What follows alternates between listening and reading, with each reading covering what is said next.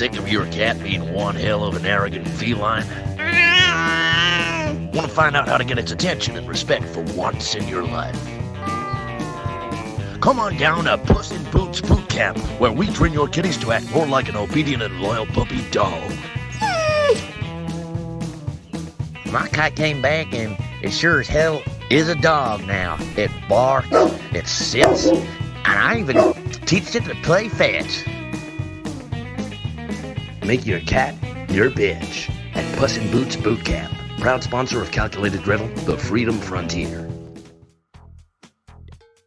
Good evening, world, for episode 4, I think, and of Calculated Drivel, the Freedom Frontier. I'm joined once again, surprisingly, by Matt, who's calling in from the Big Smoke. How's it going, Matt? Good evening. I'm good. How am I looking this week? You're looking good. More or less dishevelled? Less dishevelled. Not at all. Good. Not at all dishevelled. I made a real effort. If we've got any New World listeners, can you give them a brief summary of what this is all about? A brief summary of the show. So, Calculated Drivel. Just a reminder for anyone who's listening to this as the first one, even though it's the fourth one. Calculated Drivel is a lockdown series of hopefully amusing anecdotes and conversation about not only domestic items such as sieves, but all the way to dogs and what else, Matt? What else do we cover? I'm just trying to... It's mainly sieves and dogs so far. Yeah, IKEA. We touched upon IKEA. Yeah, I'd say in general we answer life's small questions. Yeah. The smallest questions imaginable. But we also present them as potentially being larger questions that people maybe didn't realise. Oh yeah, like the answer to these small questions can be applied to the whole trajectory of your life. Yeah, everything's kind of scalable in a way, and you might learn something, you might not. I mean, the professor in me, or probably would say that watch a few shows, you might get something from it. And Yeah. You never told me there was a professor in you. Well, I think everyone's got... I saw quite a funny quotation the other day. It was like, someone said, the doctor and me, felt for them. I like the idea of people having like all the professions in them. Yeah, the fireman in me would have done this, or the milkman in me would have done that. What happens in these situations? Say, like, if you, for example, been furloughed, Sure. but the doctor in you is an essential worker. So, how does that work? That's a good question, actually, yeah. During this furlough time as an architectural assistant, that side is subdued, and the doctor side is sort of, I guess, looking out across the sea when I go down to the sea and thinking, should I be in there on the A&E getting amongst it? But it's quite subdued, that doctor aspect of me, since I'm really not that interested in medicine. You don't want to be like just turning up at A&E offering to help out.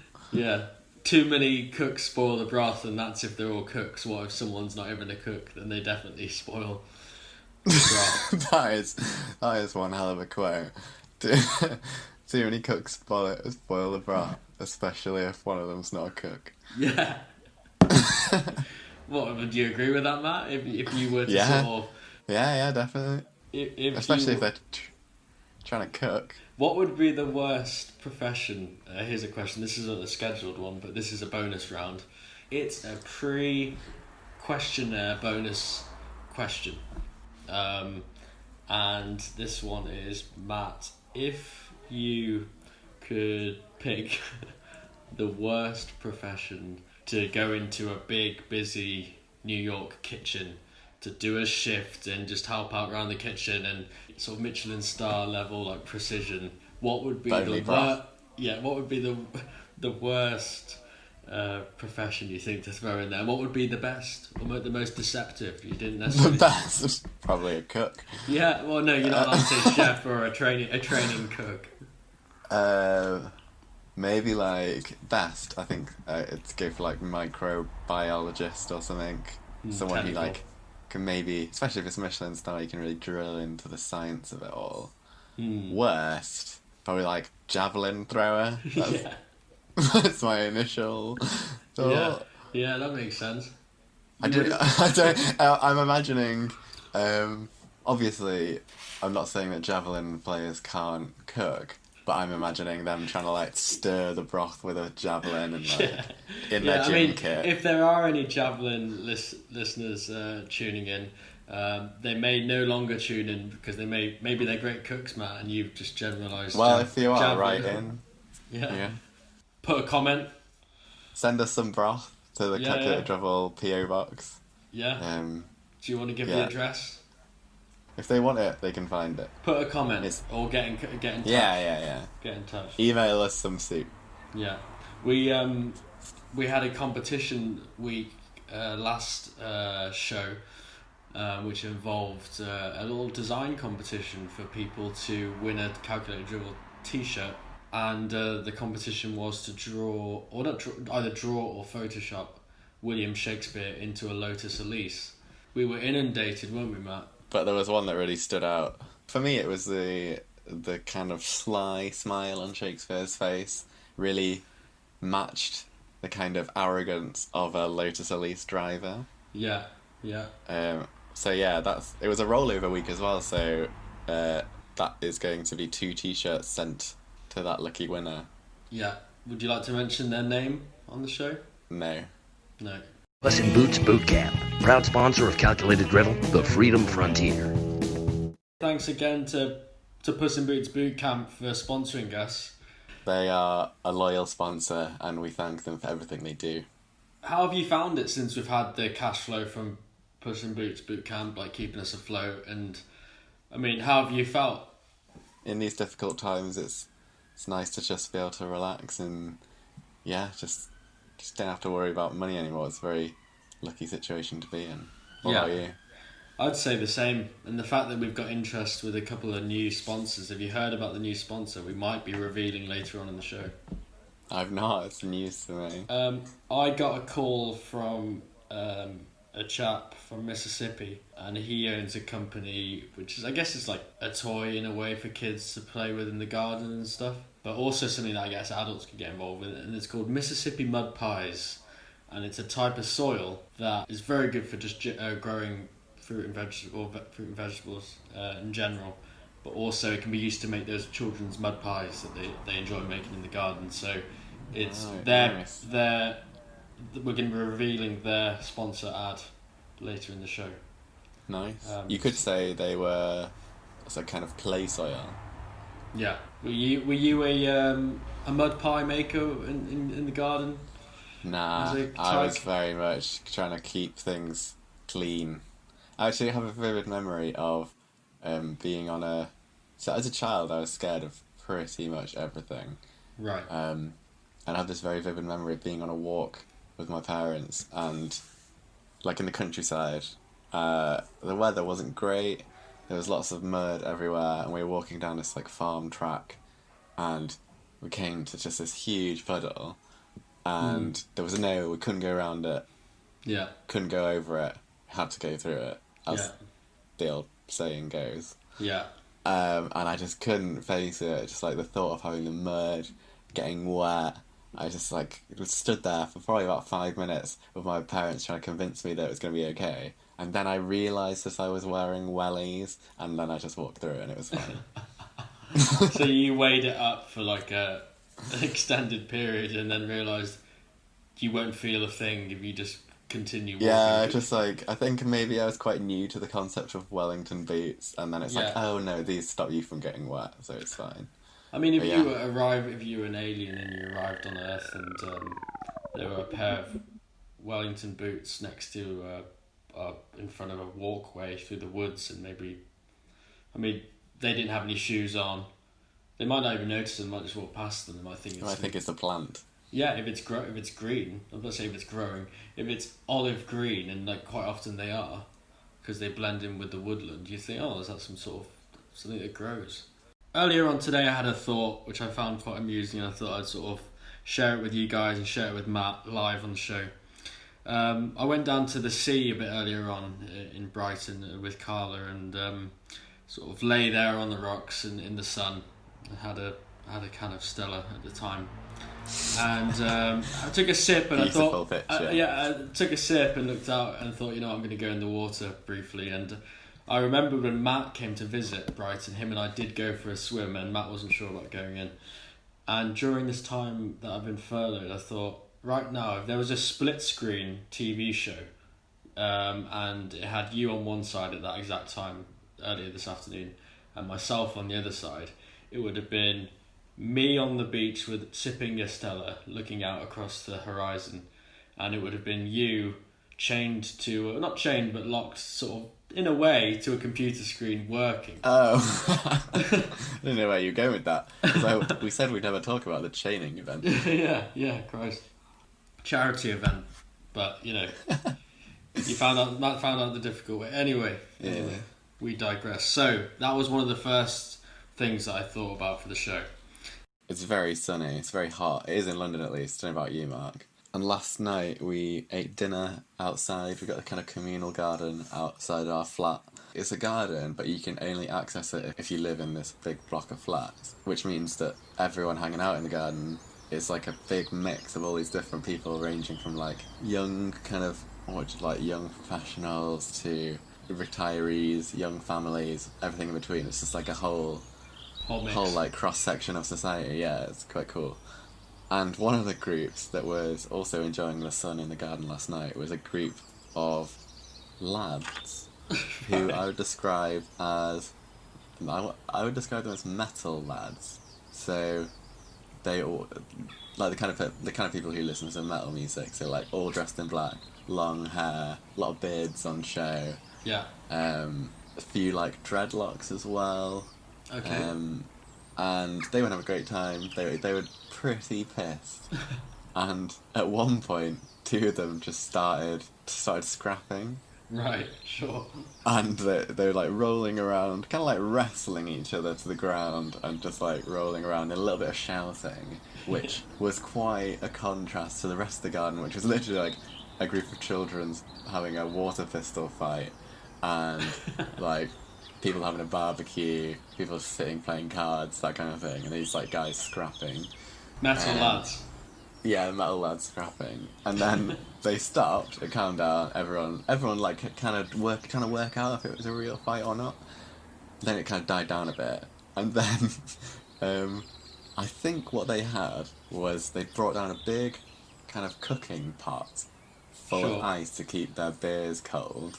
But a guy took it, and I think because it had been out there for a while, all the ice had melted. He took it and poured it over this guy, one of his other metal lads. Ice cold water sort of thing. Yeah. Okay. And then the other guy grabbed the pan and hit him over the head, the other guy on the head with it, and you could hear a proper like clank sound. And then they started scrapping again. As they would, Yeah, of course, yeah. And I think like I was like quite interested. We were kind of like facing them when we were sitting. Were you far away, or how close were you to these fighting metal lads? A stone's throw. Like we were far enough away. A safe distance. Like, a safe distance, yeah. But I was very interested in it because I just wanted to see how it was gonna end. Anyway, the way it did end was not how I expected at all. Which was they were two same guys rolling on the floor scrapping again, and one of the kids had left his water pistol fight and got on his bike and cycled over to the lads and just asked, "Are you okay?" And then they stopped fighting immediately, and they just looked really sheepish and embarrassed, and they were like, "Oh no, we're just messing around. Don't worry." That kid's wise. Like, that kid sort of gave him a thumbs up. And then the kid like cycled away, like really, really sweet. And then the lads went and sat down. I thought it was a funny situation, and it sparked the question in my mind, which I pose to you now. What other situations do you think could be diffused by a small child asking, "Are you okay?" whilst on a bike. Yes. Yeah, I think whilst on the bike's good to keep that bit consistent. He rolls up on the bike, stops.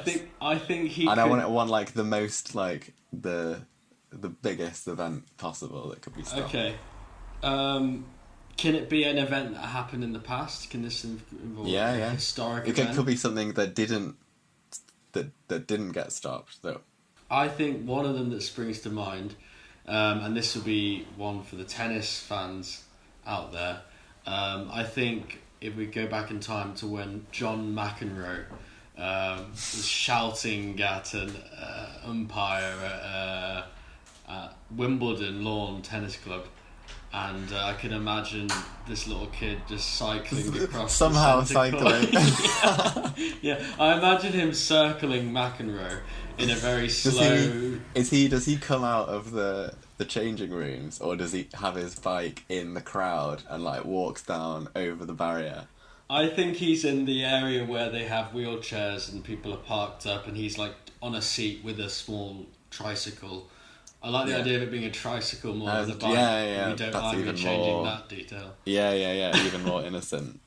And I think you just say, "Are you okay?" to McEnroe shouting, and I think that could cool him down a bit. Yeah, I think definitely. That would work well. You cannot be serious! Are you okay? yeah. So that would be my that's a good answer. one. Do you want another option or? Yeah, give me a plan B, but that was a good one. Okay, so that was my plan A. Plan B, I'd have to say, that's quite a heavy one to say actually. Can I say a heavy one? Go for it. The kid's on an aeroplane, and it's heading to New York. And he says, "Are you okay?" and it stops it from happening. Yeah, cool. So yeah. On a bike. yeah. Up the aisle. Cool. I don't know how he gets the bike on the plane. I love the mystery of this kid somehow always having a bike on him. Yeah. Does it fold? It must fold, or maybe he's just a small kid and it's a small bike. Like it's. I mean, what's the youngest a kid can, like a baby can like physically ride a trike? I mean, surely. Yeah, there's a good one for the mums listening. What age do toddlers and tykes tend to learn how to ride trikes? There you go. I thought the question you were going to ask was, how young can a child be? Yeah, well, that would be another good question to ask. How young can a child be? And we accept minus numbers as well. So, right in. Yeah, right in. So, my first question for you this evening, Matt. Birthdays during lockdown. The do's and don'ts. It's an interesting one because I am yet to experience or be invited to a Zoom birthday. That's a lie. It was my uncle's 70th the other day. Memorable evening for you. It actually was very memorable. So I would say do's. Go on. I would say plan ahead. I feel like the more people there are, the more difficult a Zoom conversation is to be natural. We've talked about it before on the show. We have touched on Zoom. When there's 10 or more people, really difficult to have a conversation because it turns into like a lecture. So I think if there's a lot of you, you've got to structure it. And that sounds shit because I naturally am against organised fun, but it's the only way. I would say my main do is... Actually no, my main don't is don't have high expectations, but do be positive. Do those two not cancel each other out slightly? Or maybe they don't. Maybe they're just being realistic. Like I said, it was my uncle's 70th, and my brother, for a present, got him a... Have you ever heard of the website Cameo? No. Okay, so this is great. It's a website where you can pay people in the public eye, or people who used to be in the public eye, to record you a personalised message. Right. My uncle's a big Arsenal football fan, and my brother thought it would be a good present to pay Tony Adams, who's like a Arsenal player from, I don't know, like 20 years ago. Yeah, 20 years ago or something, to record a birthday message. And it was fucking well funny.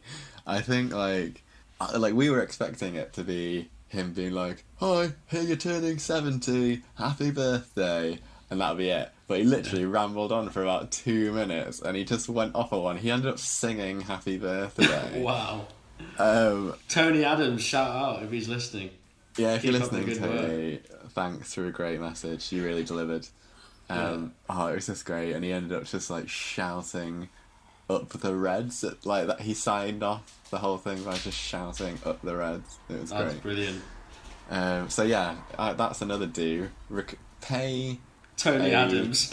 former celebrity, preferably Tony Adams, to record a message. Yeah. Actually, so maybe that could be this week's competition. The Right. first person to pay Tony Adams to record them a personalised message Yeah. will get a Calculated Drivel t-shirt. Yeah, they'll get a Calculated Drivel t-shirt if they can get in contact with the ex-Liverpool football player Arsenal player Tony Adams, and get him to record them a birthday message, even if it's preferably not their a birthday message. Okay, yeah. Extra points if it's not your birthday and you've had to somehow. He's not asked for ID. But you have might. to tell him when your birthday is, even if your birthday is in like 8 months' time. You have to be like, "Oh, can you record me?"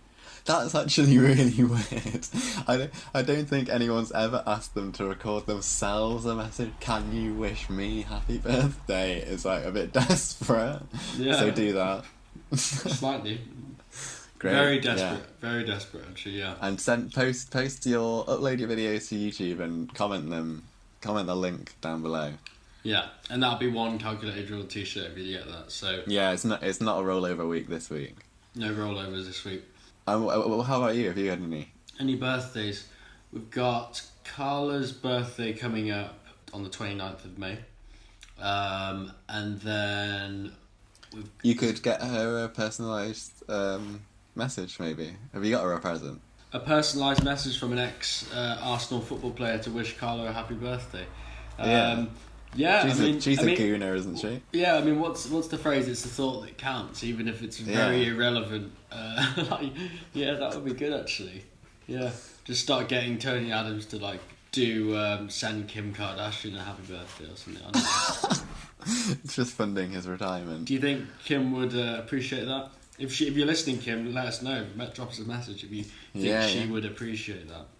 If you're listening, Kim, maybe you can just get in touch with him yourself and ask him to record you a birthday message. Because we know you want him to. We know you want him to. Stop denying it.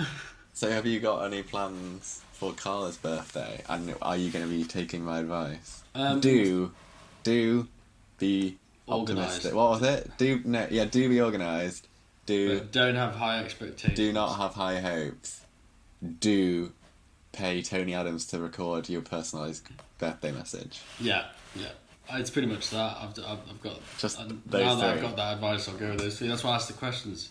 Great. Matt, by the way, do excuse me. I've got a chicken shawarma wrap. Oh, lovely. Listeners. So I'm what's the phrase? Doing two things at once. What's it called again? Multitasking. Multitasking. That's how bad you are at multitasking. I'm you bad. can't even think of words. Yeah, exactly. We can keep that bit in if you want, Matt. Well, you're editing the show this week, so you're gonna probably have fun with that bit.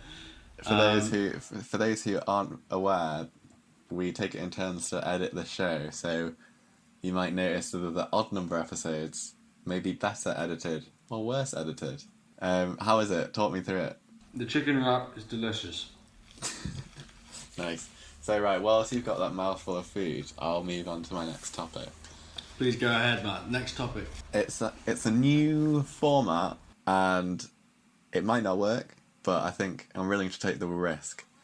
It's a role play exercise inspired by a Zoom conversation that I had this week, where it was a design discussion between, I think, 4 people on my team, including my boss, who has a couple of young children, and she was having to take care of one of them whilst we were having this kind of like quite in-depth design discussion at like quite a crucial stage before a meeting with a client. And it was just amazing because she never announced to us that she was looking after the kids. So I was kind of, after this whole thing happened, I imagined what I would have thought if I didn't know she had kids, because basically we were having this discussion and we didn't have, none of us had our cameras switched on for some reason, so we couldn't see what was happening. I'd be talking, presenting some design ideas, and then she, halfway through my sentence, would say like, "Oh yeah, we've run out of cranberry juice." and I was just, and I like, at first I was like, okay, that sounds like a bit of a nightmare, and then just carried on with what I was saying. And then later on she's like, "Oh yeah, we need to go and buy some more glue later." Obviously not related to what we were saying.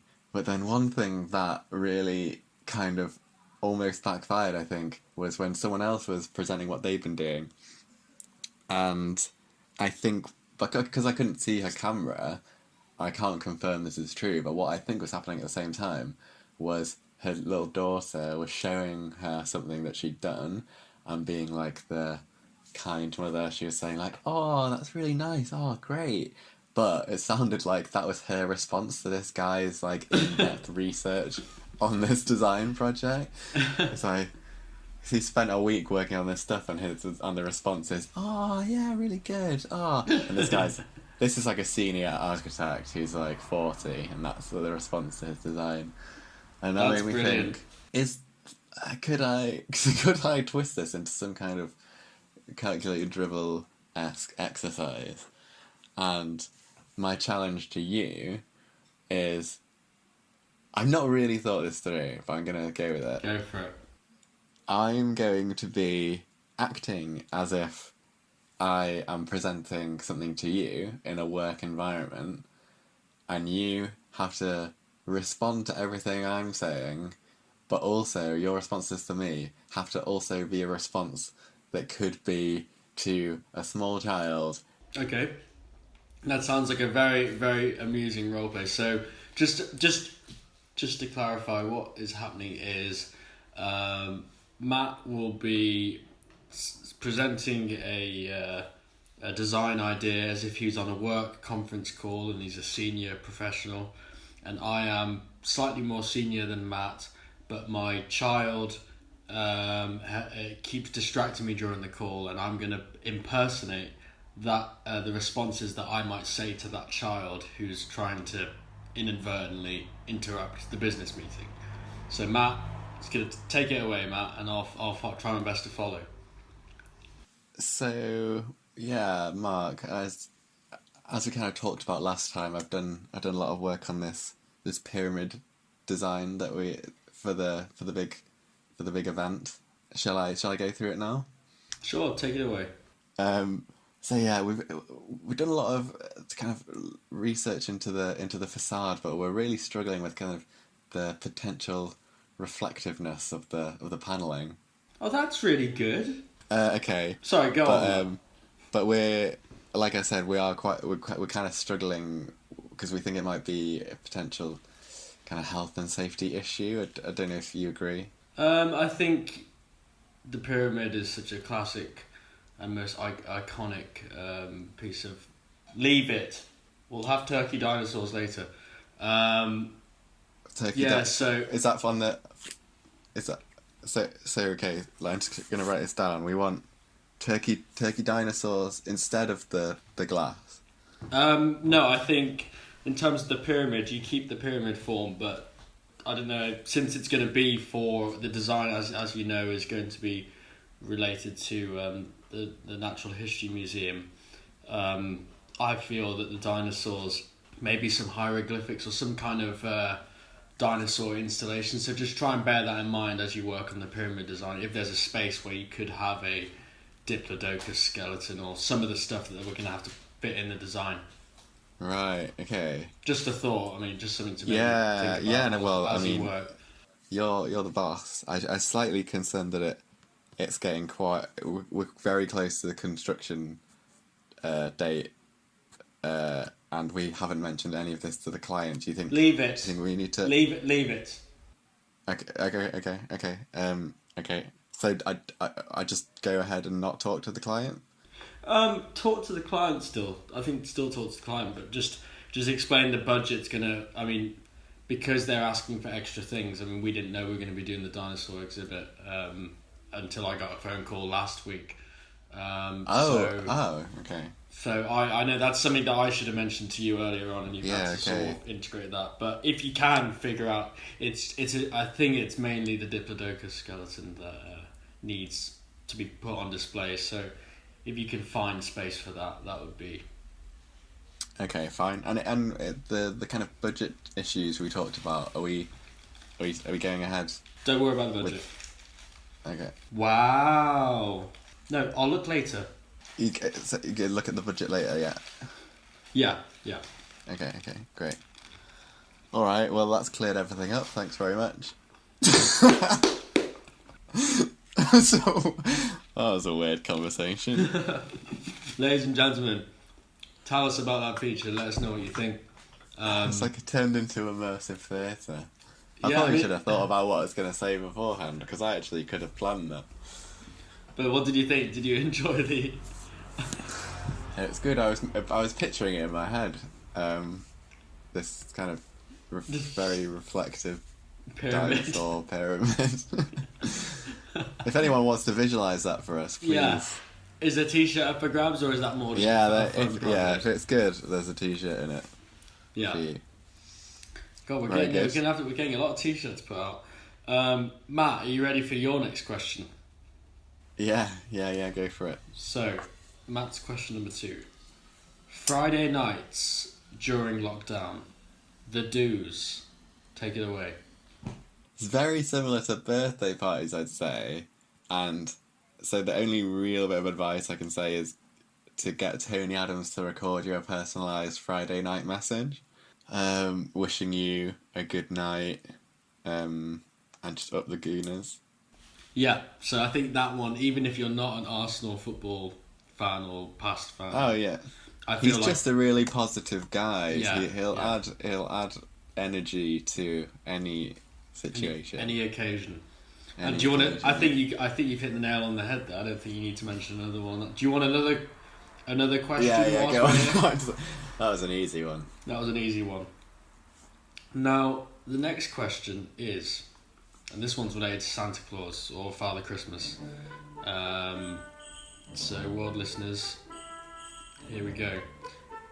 How do parents explain no Santa Claus this Christmas due to social distancing measures and 2-meter rules?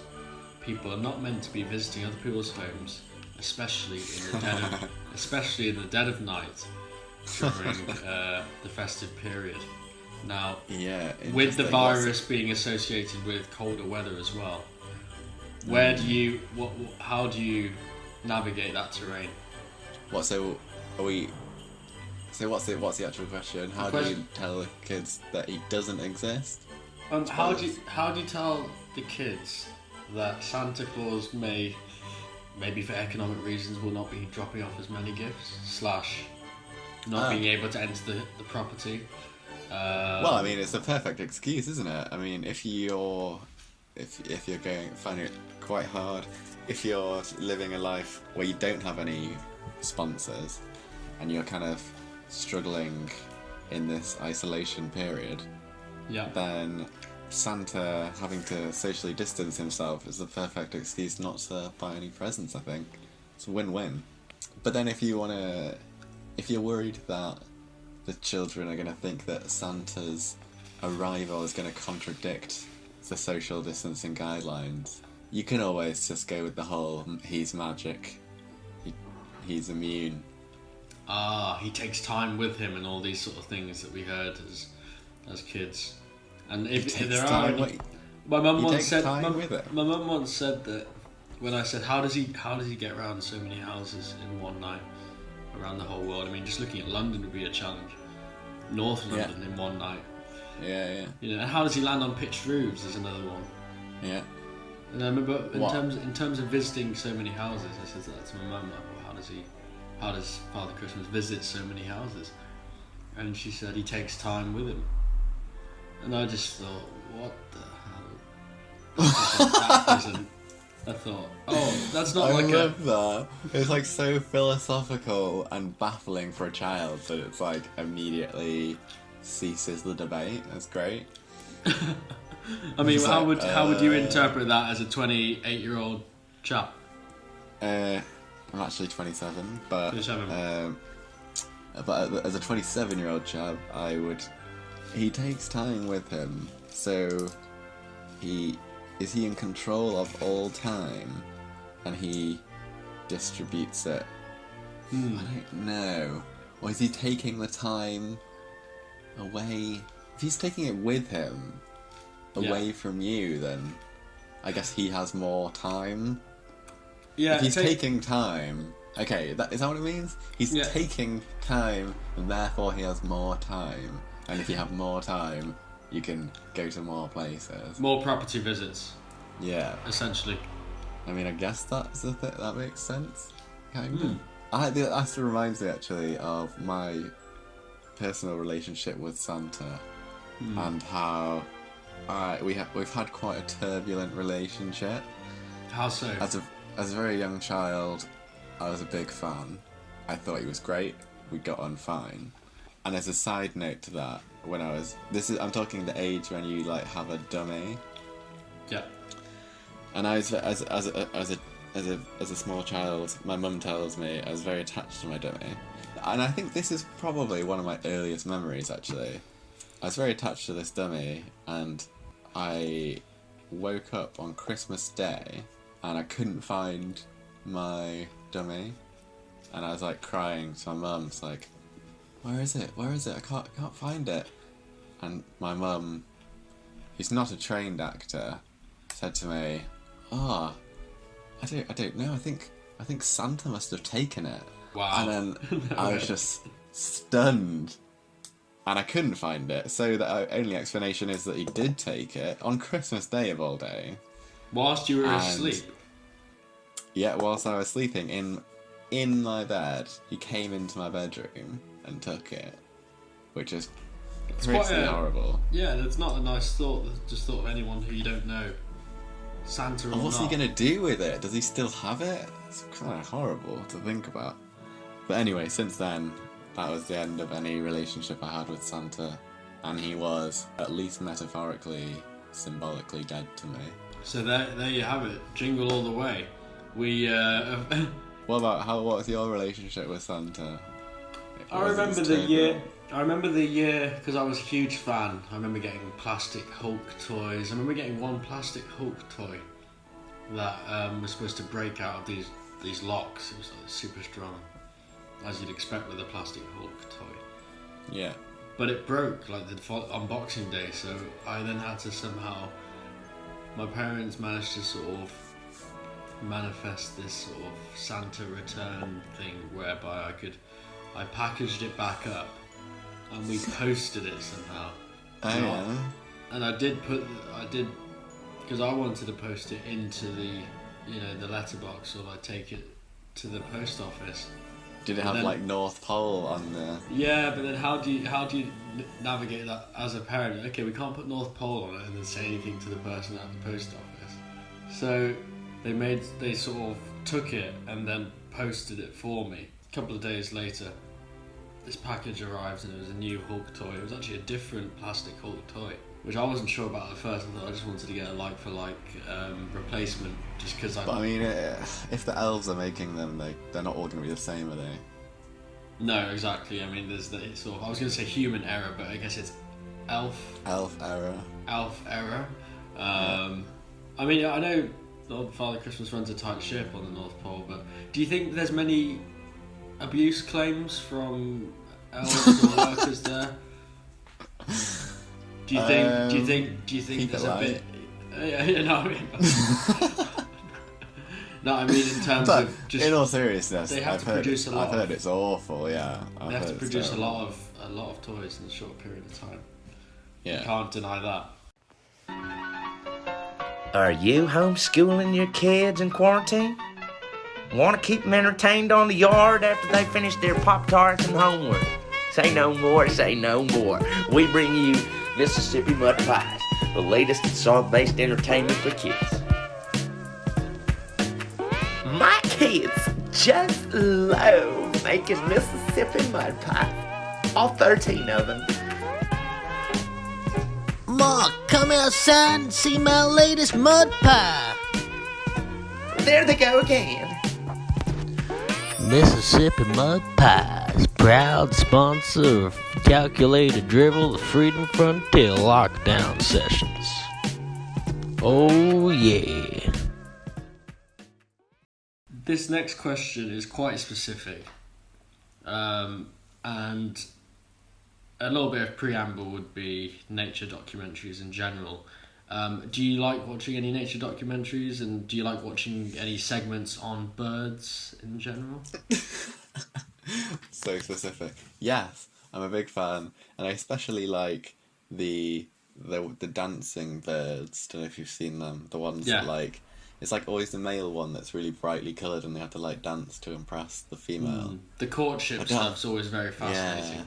Yeah, did you see that one? It was on one of the David Attenborough ones like a couple of years ago, and it was the male bird clears like a patch in the rainforest, so there's like all the sticks and all the leaves, it like gets rid of them all, so it has like the dancing arena.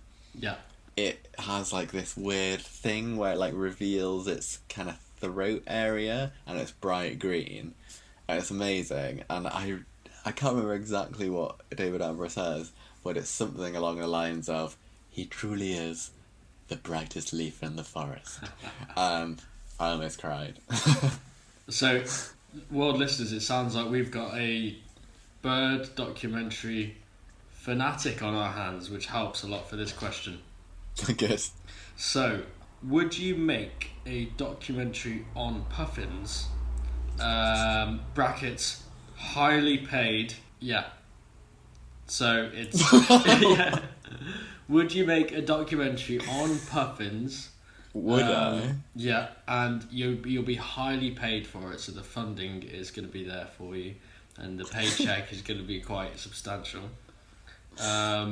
If you can free up your schedule, and this is obviously post-coronavirus, vaccines out, and would you know any people in particular to hire that could be helpful with getting? How would you approach making a documentary on puffins? I love how you added "it's well paid" as well, as if I probably would do it for like average money. It sounds quite fun. Yeah.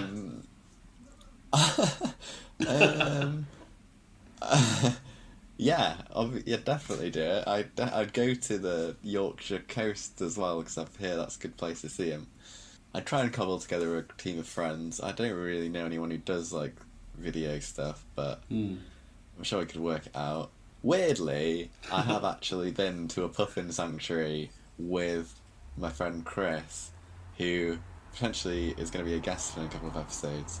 You went to a puffin sanctuary? Went to a puffin sanctuary with Chris, with a camera to do filming, which is weird that you asked that. But there wasn't. We accidentally went on like the wrong season, so there were no puffins there. But we were trying to get like footage. We were doing some kind of like music project, and we wanted some kind of atmospheric shots of waves hitting cliffs. So it's kind of a good thing the puffins weren't there, because they're a little bit too whimsical. They probably would have ruined the tone. How many times, guys, as world listeners, anyone who has been near puffins or knows much about puffins, drop a comment in the comments section on YouTube. But also, has anyone had gone somewhere to film the sea for a music project and had puffins ruin it or add to it? You'd let us know. Just more broadly, have you ever had a filming project, a serious, maybe like a moody film project ruined by a puffin? Could be anything. Could be a documentary. Ruined. I enjoy how strong a word ruined is. Okay. Yeah, but you imagine this. You're doing a cutting edge documentary, maybe harking back to the last episode about the gangs of London.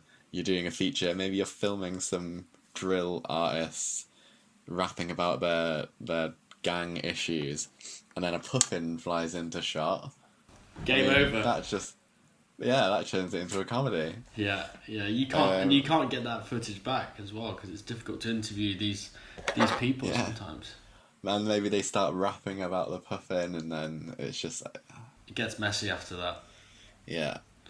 What is it? The RSPB, the Royal Society for the Protection of Birds. They have a lovely collection of badges you can buy from their gift shop with a different bird on each one. Anyway, Chris had one of those badges that had a puffin on it, but he didn't have it with him, and he tried to blag free entry into the bird sanctuary as a puffin badge holder. Right. Despite not only is that not a thing, but he didn't even have it on him. Needless to say, it didn't work. So you've got some history with puffins and maybe a couple of skeletons in the closet. It's weird to have such a history without. I've never seen a puffin, but they've impacted my life in quite a way. Do you think in some ways making a documentary on them will be a weight off your shoulders? Yeah, it's quite cathartic. Well, what's the word? That's not the right word. Closure. What's the word?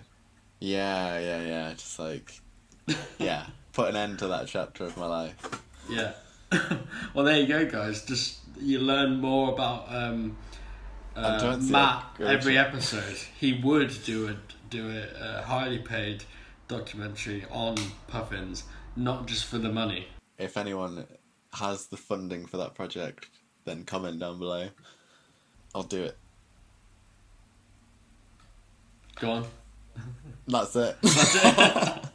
Have you got any more questions in your quiz? I've got one last thing. Again, it's inspired by events of my lockdown life, because we realised that my parents are signed into my Netflix and iPlayer accounts. Okay. At their house, which means that if they start watching something, then it updates here. So if they get halfway through a series, then it affects our watching. Sure. So the first thing that happened was, I don't know if you're a fan of Ozark, this Netflix show about drug cartels in America. I've not seen it. It's quite interesting. It's good. I would recommend it to the world listeners. But anyway, they just recently released season 3, and you know how it is after you've especially in the lockdown when you're watching so many things. We had no idea. We could not remember how the second season ended, let alone who the characters were and the relationships and stuff. So we're kind of hoping that there'd be you know how they do a recap at the beginning of a series sometimes. So press play, and there was a recap, and it was really in depth, and it was really great. It's oh yeah, I forgot about all this stuff. And then it was about 15 minutes we were watching it, I think, and we were I don't really remember any of this, but it's a weirdly long and obscure recap that they're doing. And then 20 minutes passed, and we were just check which episode we're watching. And it just turned out we'd played season 1, episode 4, and we just watched half that episode, because that's where my parents had got up to in the show. And we were just obliviously watching it, thinking it was some really obscure, abstract catch-up, where they were retelling the story. Right. And then it happened again in a slightly more serious situation. I say serious, not really, but have you seen any of the BBC show Normal People? No, I haven't. Okay, so I won't ruin it for you or the world listener, but we started watching that, and we watched the first episode, and it was great, and we were hooked immediately. And then we watched episode 2 the next day, and we were oh, you can see where this is going. We were oh, it's gone back in time, and they must be working towards the big finale that we saw in episode 1. And then we got to episode 7 a week later, and then we were oh yeah, they must be replaying that bit from episode 1, because we've finally reached that stage. And then obviously we realised that we'd watched episode 7 first, then episode 2, 3, 4, 5 and 6, Then we went back and like, we've got to watch episode 1 now. And then we're like, oh, this makes so much more sense now. Seen the first episode.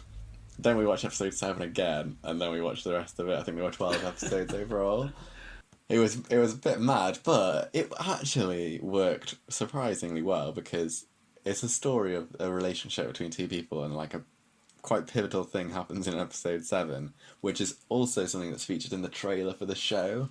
So when we were watching it, it's just like, oh yeah, it's a bit from the trailer, and it's like, this is really exciting. It seems to make sense. Yeah, and it made sense. And it also made sense when we were watching up to that moment again, because... And actually, we've debated it, and we think that it might be the best way to watch the show. Maybe watch episode 1 after episode 7, but I'd start with episode 7. Should we recommend that to the world listeners, see if they can I'd try it in say that life order? hack. Yeah, I genuinely... Matt's life hacks. There's people that are introduced in that episode that you see, like, things happen to these key characters, and then you, like, see them again later, but actually earlier. In a completely different scenario.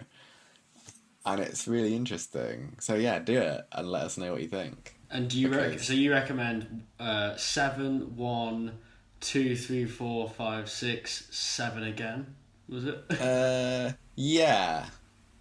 But you can kind of scrub through 7, like you can just remind yourself what happened and then watch the rest. Yeah.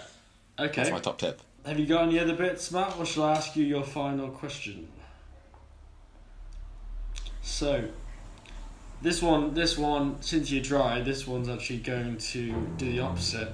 What is your favourite place in the world to swim, and would you recommend it to the world listener? Maybe they've not swam there. Do you have any memories of swimming as a younger man or a boy? Do you swim in any oceans around the world that you'd say go swim there when you can? I swam. My best memory of swimming, I went on a very stereotypical gap year to Southeast Asia, and in Cambodia, the sea was the first time I ever experienced the warm sea. Yeah. So that was pretty amazing, and I swam all the time. I love a hot bath, and it was like world's bath. Yeah. So, yeah, that's definitely the best, probably. I'm not a big swimmer. Like, No. the time you alluded to before in Brighton, I was really umming and ahhing about going in the sea. I normally feel better for it. Like, once I've done it, it's just the initial, like, shock. Yeah, because it's a cold sea here. It's not warm. Yeah. And actually in Brighton it's better because it's a pebble beach, so you don't get all, like, sandy. I hate, like... If you don't have... So, near your house is great because you live quite near the beach and there's no sand. Yeah. So, you're kind of sorted. Whereas I hate, like... Especially if you've driven to the beach and, like, you get really salty and sandy and you have to, like, just be in, like, that uncomfortable state for, like, the rest of the day. Yeah, it's when you've got sand in swim shorts and then you get back in a car and the swim shorts dry and there's sand everywhere. Yeah, and there's like salt all on your legs. It's like ugh. Yeah, and so if I'm staying by the beach, it's all good. So you go for Cambodia. I'd have to go for the Philippines when I went to the Philippines. So what was the? Oh, we were just on this little nature tour with my sister and a friend of mine. Actually, the same friend who did the William Shakespeare and Lotus Elise Photoshop competition. Are we gonna say his name? No, we're not gonna say his name. Insurance. Okay. You know this, Matt. We can't say his name. We did a Zoom call because people started looking at the numbers of the show, and Matt and I started having to answer some questions about data protection and insurance. So, and on that note, but yeah, swimming in the Philippines in some crystal blue waters. Canada, swimming in Quarry Lake next to where my grandma lives in Canmore, Alberta, Canada. Beautiful mountains, cold lake, but a hot day. Yeah. Jump in and feel refreshed. I've got a question for you regarding your swimming past.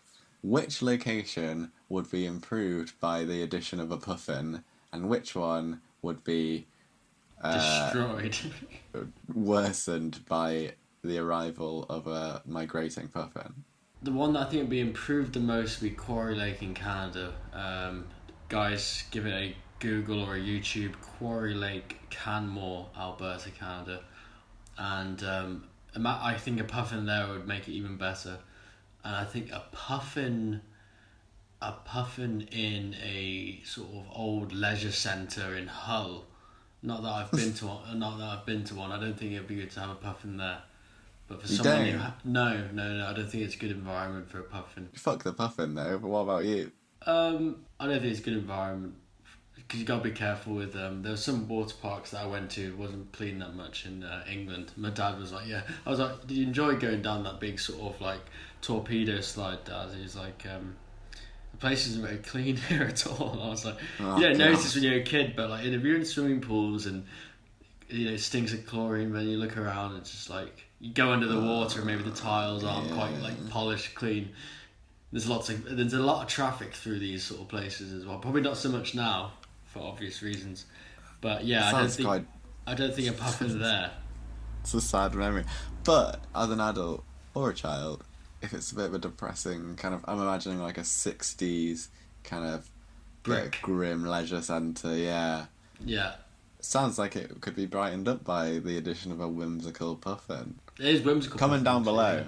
Yeah, guys, say yes or no to rundown leisure centre improved by puffin. Yes or no to that. And if you can prove that you've been swimming with a puffin, there might be a T-shirt in it for you. Yeah, send us a photo, and we've got experts who can check for any. I was going to say plagiarism, but that's not the right word. I would say any photoshopping or any sort of mischievous behaviour, because we want legit photos. And I think that's everything this week, Matt.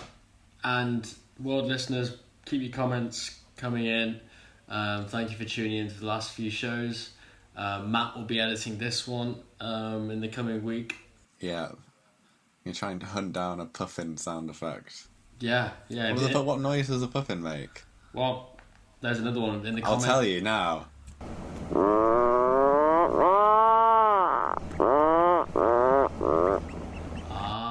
There you go. I expected it to sound exactly like that. And thank you for listening. Thank you for the Puffin Boot Camp again for making this happen. Did you say Puffin Boot Camp or Puss in Boots? the Puffin Boot Puffin Camp. Yeah. Maybe a new sponsor. Yeah. I mean, if that exists and you're listening, then get in touch. Please do. We can get you a lot of exposure. Yeah. And good night, guys. Goodbye. I can't. My hands are too sweaty. I can't stop the recording. Mississippi Mud Pies, proud sponsor of Calculated Drivel, the Freedom Frontier lockdown set.